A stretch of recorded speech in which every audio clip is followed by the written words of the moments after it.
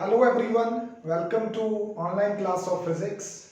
आज के दिन हम अगला टॉपिक शुरू करने जा रहे हैं from the unit 6 gravitation.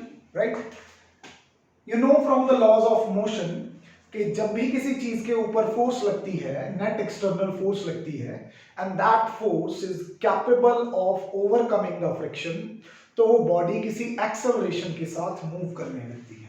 Right, in the same way, if you suppose yourself standing somewhere on earth and dropping a ball from some height, तो ये बॉल नीचे क्यों गिरेगी? सबसे पहली बात तो because of gravitational force applied by earth.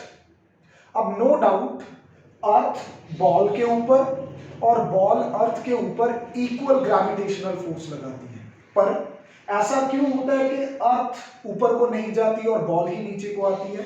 This is because of the reason that acceleration is inversely proportional to mass for the same force.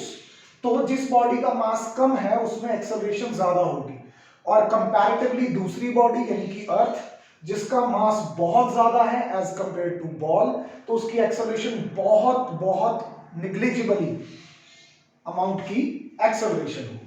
Right, तो यहां पे भी बॉडी एक्सेलरेट करेगी, और ग्रेविटी फोर्स की वजह से बॉडी के अंदर जो एक्सेलरेशन पैदा होती है उसको बोलते हैं हम acceleration due to gravity.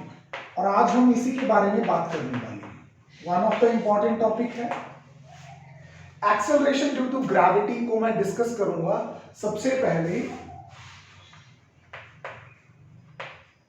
on the surface of any planet। ये प्लैनेट कौन सा होगा? ऑफ कोर्स हम अर्थ के बारे में बात करेंगे। राइट, तो कंसिडर कर लीजिए यही सिचुएशन, राइट, कि कोई ऑब्जेक्ट जो है वो सरफेस ऑफ अर्थ के ऊपर पड़ा है, राइट, और इसका जो डिस्टेंस है from the center of earth, it is equal to the radius of the planet, right? M is the mass of the planet and O is the center. So the gravitational force acting on the ball because of the planet is going to be, by gravitational law, F is equal to G, mass of first body, let me choose planet as a first body, mass of second body, let me choose ball as a second body, divided by square of distance between them. And what is the distance between them? That's r. So यहाँ पे आ जाएगा r square. Let's call it equation 1. Now according to Newton, whenever some force acts on a body, the force acting on it is equal to the product of mass and its acceleration.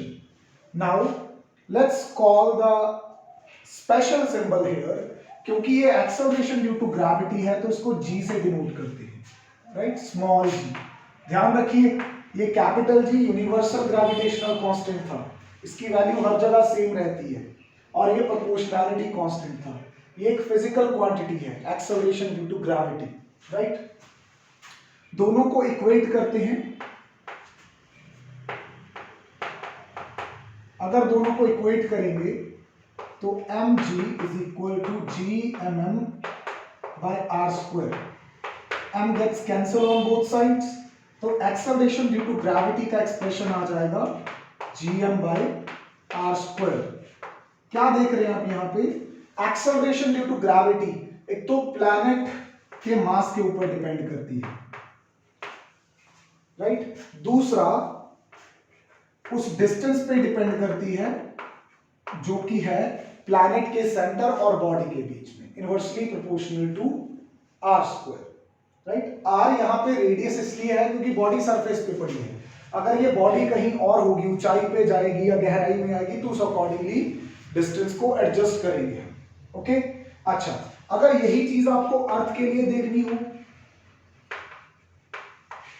अब हमें पता है कि अर्थ के लिए जो मास है वो लगभग 6 × 10⁻24 किलोग्राम है, और जो रेडियस की वैल्यू है वो 6400 किलोमीटर्स है, Let me write it in scientific notations.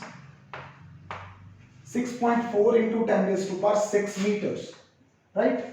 जब ये दोनों वैल्यूज को including the value of g, जो कि कितनी है, the value of g is, we all know that, found by Henry Cavendish.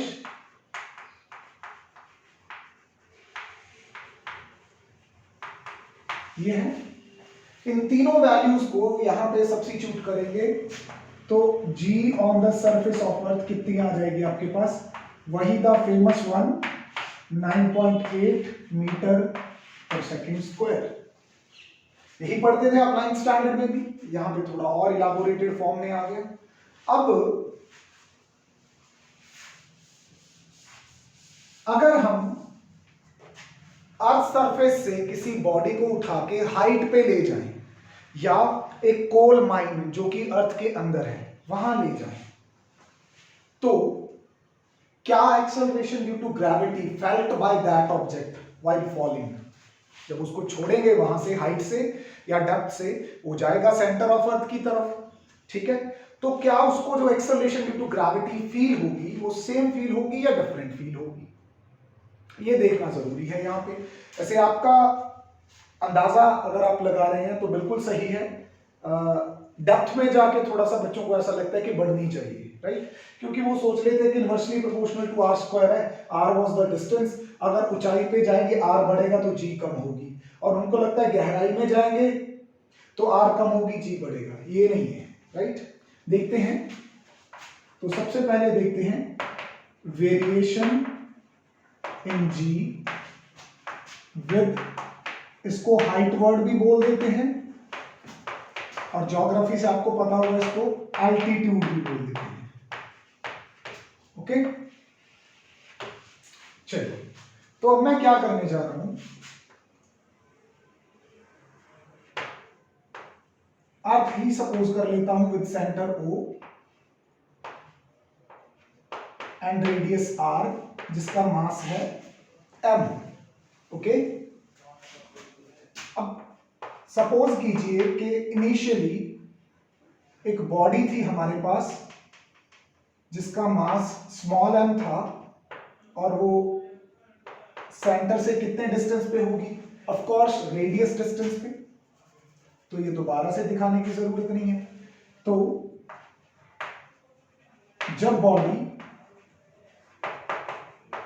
Surface पे है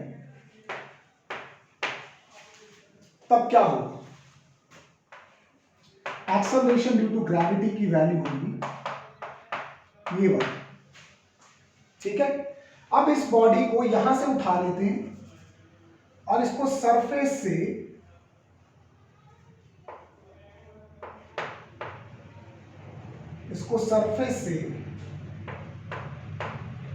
h हाइट पे ले जाके रख देते हैं. तो बॉडी को हम ले गए हैं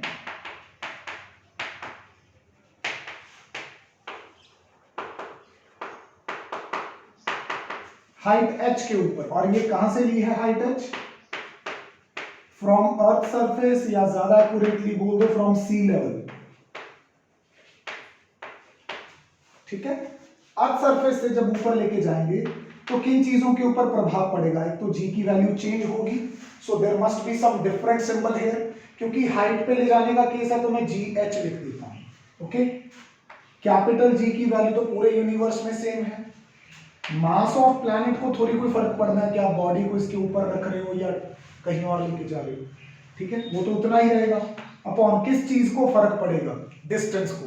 पहले जब ये सरफेस पे थी तो डिस्टेंस r था, अब ये h हाइट पे है तो टोटल डिस्टेंस सेंटर से कितना हो गया, r plus h square. So this was my equation number 1, this is equation number 2.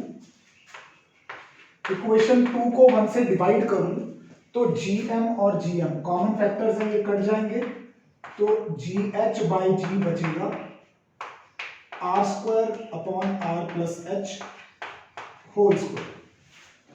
यहां से क्लियरली नजर आ रहा है कि r प्लस h जो है ये ज्यादा है r से. ऑफ कोर्स r में कुछ जुड़ रहा है तो वो r से तो ज्यादा ही होगा. मींस यहां पे बड़ा क्लियर है कि GH है जो वो G से क्या होने वाली है, कम होने वाली है। So this expression is important for us and proves that कि हाइट पे जाने से एक्सेलरेशन ड्यू टू ग्रेविटी कम होती है। ओके, अच्छा, इसका एक स्पेशल केस है जो कि अक्सर पूछा जाता है एग्जाम्स में। मैं इस एक्सप्रेशन को यहीं पे होल्ड कर रहा हूं क्योंकि इसकी मुझे जरूरत है अभी। इसका एक और रूप, इसकी एक और फॉर्म आपको समझानी है, ठीक है। स्पेशल केस क्या है,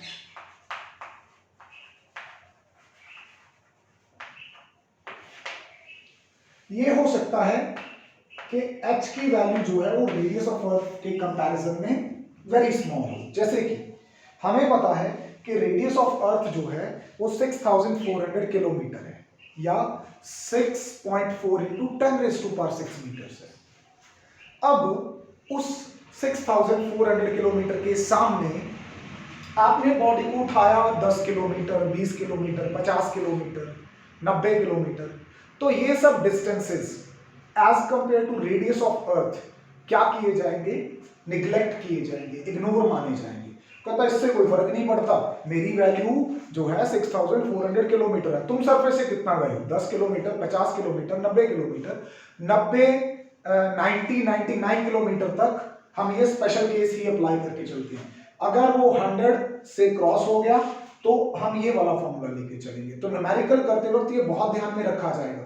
या तो वहां पे हिंट दिया होगा taken to a height very less than radius, या taken to 30 kilometre, taken to 32 kilometre, taken to 60 kilometre, taken to 80 kilometre, ये सारे distances very less than R लिए जाएंगे और यहाँ पे जो फॉर्मूला आएगा वो लगाया जाएगा। अगर h very less than r है, इसका मतलब h by r very less than 1 है। अगर h by r very less than 1 है तो मेरे दिमाग में एक ही चीज आ जाती है, बाइनोमियल। वेरी लेस देन जहां सुन लिया मतलब वहां पे बाइनोमियल आएगा, ये बात पक्की कर लो अपने दिमाग में। अब जो हमारे पास एक्सप्रेशन है उसको दोबारा लिखते हैं, रीराइटिंग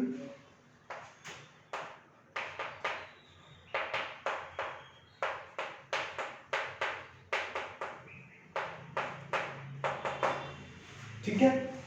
ऑफ कोर्स बाइनोमियल वहां लग सकती है जहां पे ये फॉर्म बने, या तो a plus B raise to power n या a plus X raise to power n, where x is equal to b by a, कुछ ऐसी फॉर्म बननी चाहिए ना।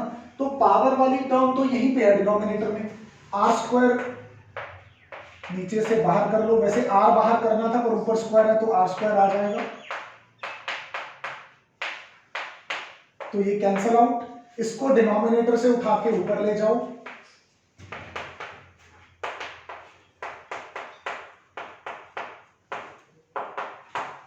क्योंकि मैं यहां पे कह सकता हूं कि h बाय r की रेशियो लेस देन 1 है, तो हम यहां पे क्या कर रहे हैं, बाइनोमियल अप्लाई कर रहे हैं। क्या अप्लाई कर रहे हैं, बाइनोमियल।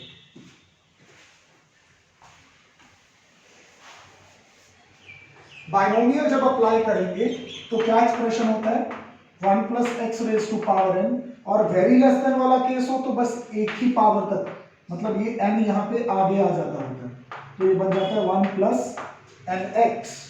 यहाँ पे ये जो n है कितना, -2, ये -2 कहाँ आ जाएगा, यहाँ आ जाएगा, और ये बन जाएगा gh by g is equal to 1 plus minus क्या हो जाएगा, -2h बाई r। तो अगर कोई स्पेशल केस होगा तो उसके लिए हम इसको यूज करेंगे, बात समझ गए। So this is the variation in g with height or altitude, and this is one of the important question for exams, so you will be aware of that। चलिए, अब मैं बोल रहा था कि मैंने ये एक्सप्रेशन छोड़ा है। इस एक्सप्रेशन को मैंने क्यों छोड़ा है, यहां पे इसके बारे में एक बात समझानी है। नो डाउट हमने g का एक्सप्रेशन डिराइव कर लिया for the surface of any planet, but ये जो एक्सप्रेशन है ये in terms of mass of planet है। यहाँ पे m क्या था, मास ऑफ द प्लैनेट। अगर इसी एक्सप्रेशन को in terms of density of planet बनाना हो तो कैसे बनाएंगे, देखो मास हमें पता है किसके बराबर होता है, mass is equal to volume into density. अब प्लैनेट का वॉल्यूम क्या होगा, क्योंकि स्फेरिकल लेके चलते हैं, 4/3 pi r cube into density upon नीचे क्या है आर स्क्वायर, तो ये वाले आर स्क्वायर से ये पावर कट के सिर्फ एक रह जाएगी और जी का एक नया एक्सप्रेशन आ जाएगा 4/3 पाई जी आर रो। ये एक्सप्रेशन भी उतना ही काम का है जितना G M by R square है। तो जी के ये दो वाले एक्सप्रेशन आपको ध्यान में रखना, one is G M by R square, दूसरा 4/3 पाई जी आर रो। ये in terms of mass of planet है, ये in terms of density of planet है। ओके, चलो बढ़े आगे चलते हैं। हमने हाइट पे जाके देख लिया, हाइट पे हमने जाके देख लिया कि एक्सेलरेशन ड्यू टू ग्रेविटी जो है वो कम हो जाती है। इसके प्रैक्टिकल इंप्लीकेशंस क्या होंगे? प्रैक्टिकल इंप्लीकेशंस ये होंगे कि हाइट पे जाके किसी चीज के भार में कमी आ जाएगी। आपने देखा होगा एस्ट्रोनॉट्स को डिस्कवरी चैनल पे या कहीं पे भी साइंटिफिक किसी प्रोग्राम में, तो जब वो स्पेसक्राफ्ट में होते हैं, ऊपर स्पेसशिप में होते हैं, तो वो अंदर कई बार फ्लॉट कर रहे होते हैं, तैर रहे होते हैं। उस सिचुएशन को क्या बोलते हैं? वेटलेसनेस बोलते हैं। क्या बोलते हैं?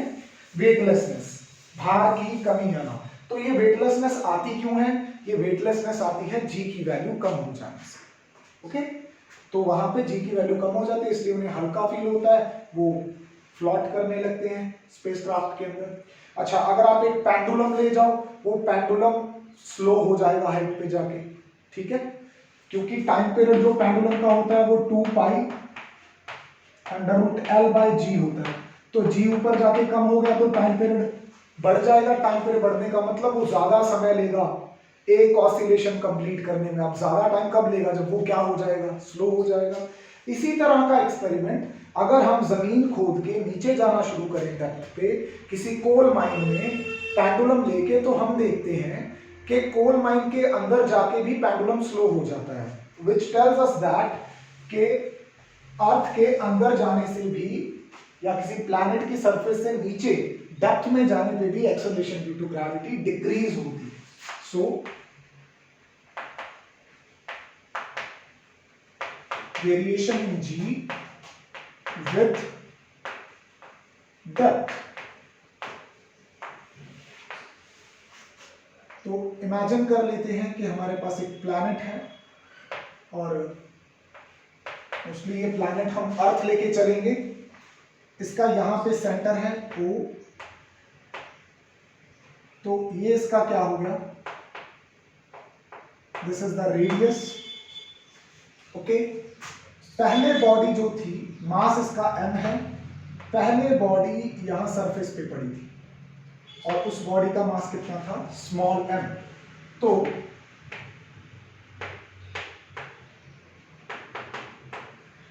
जब बॉडी सरफेस पे है प्लैनेट की, तो एक्सेलरेशन ड्यू टू ग्रेविटी का एक्सप्रेशन क्या होगा? It is going to be gm/r²।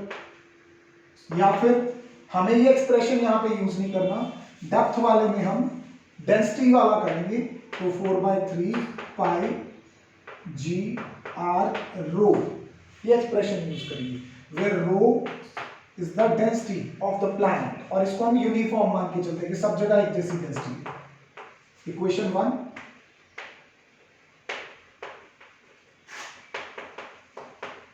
जब बॉडी को गड्ढा खोद के आप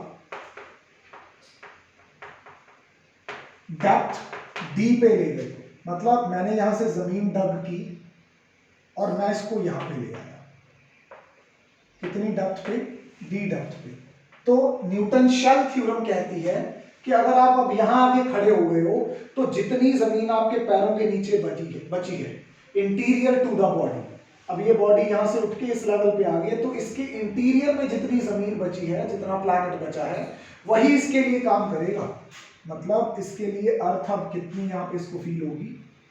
इसको अर्थ सिर्फ इतनी सी फील होगी, जिसका रेडियस कितना रह गया है? हटके r-d रह गया है, ठीक है। तो acceleration due to gravity at depth क्या होगी? 4/3 तो नीचे जाने से चेंज होगा नहीं, पाई नहीं चेंज होगा, जी नहीं चेंज होगा, आर की वैल्यू अब आर नहीं रह गई आपके लिए। आर तब थी जब आप सरफेस पे थे, अब कितनी रह गई है? r माइनस डी, और साथ में डेंसिटी क्या है, रो। डेंसिटी तो कहीं से भी देख लो, per unit volume same consider की है हमने। इसको इक्वेशन 2 बोलेंगे। अब इक्वेशन 2 को 1 से क्या कर दो, डिवाइड कर दो। इक्वेशन 2 को जब आप 1 से डिवाइड करेंगे तो acceleration due to gravity at depth by acceleration due to gravity on surface, 4/3 common है कट जाएगा, पाई कॉमन है कट जाएगा, g कॉमन है कट जाएगा, रो कॉमन है कट जाएगा। अल्टीमेटली हमारे पास बचेगा r minus D by R, जिसको मैं सही करके फाइनली इजी करके 1 माइनस डी बाई आर भी लिख सकता हूं। ओके, समझ में आया आपको किस तरह से करना है? ये r को r से डिवाइड करोगे 1, d को r से डिवाइड करोगे d बाई आर, राइट? ये चीज है। एक अलग एक्सप्रेशन है यहां पे। वो एक्सप्रेशन क्या है कि सपोज करो आप सरफेस से, सी लेवल से 10 किलोमीटर ऊपर आ गए, 10 किलोमीटर ऊपर आ गए, तो आपको एक नई वैल्यू ऑफ जी मिलेगी। ऑफ कोर्स सरफेस जितनी तो नहीं मिलेगी, सरफेस पे 9.8 थी, आप 10 किलोमीटर ऊपर आ गए, आपको कम वैल्यू ऑफ जी मिलेगी। Let's say 9.7, let's say suppose कर लिया 9.8 से घट के वो हमें कितनी मिली है, 9.7, 10 किलोमीटर ऊपर आने पे। तो वही 9.7 वैल्यू अचीव करने के लिए आपको गहराई में कितना जाना होगा? क्या 10 किलोमीटर ही गहराई में जाना होगा? उसके लिए कोई रिलेशन फाइंड आउट करते हैं, ठीक है? उसको बोलते हैं, ये किसी ऑब्जेक्टिव में शॉर्टकट में काम आ सकता है, relation between depth and height for same value of G. G की सेम वैल्यू लेने के लिए हाइट और डेप्थ में क्या रिलेशन है? अब जब आपने बोल ही दिया है कि आपको जितनी वैल्यू जी की हाइट पे जाके मिले उतनी ही वैल्यू डेप्थ पे जाके मिले, इसका मतलब G H must be equal to G D. अब यहां पे एक्सप्रेशन पुट करें, इसका स्पेशल केस वाला, ज्यादा हाइट पे नहीं जाना है। This expression is only applicable when H is less than R, this is only applicable in those cases. और यहां पे 1 माइनस डी बाई आर, 1 से 1 कैंसिल हो गया दोनों तरफ, नेगेटिव साइन से नेगेटिव साइन कैंसिल हो गया, आर से आर कैंसिल हो गया। अल्टीमेटली आपके पास क्या बचेगा, d is equal to 2h। यानी कि अगर सरफेस से 10 किलोमीटर ऊपर आके आपको वैल्यू 9.7 मिली थी, तो डेप्थ पे 20 किलोमीटर दुगना डबल जाना होगा, तब जाके वैल्यू 9.7 मिलेगी। ठीक है, ये स्पेशल केस में है। कब? जब h is very less than r, only then this formula is applicable, otherwise not.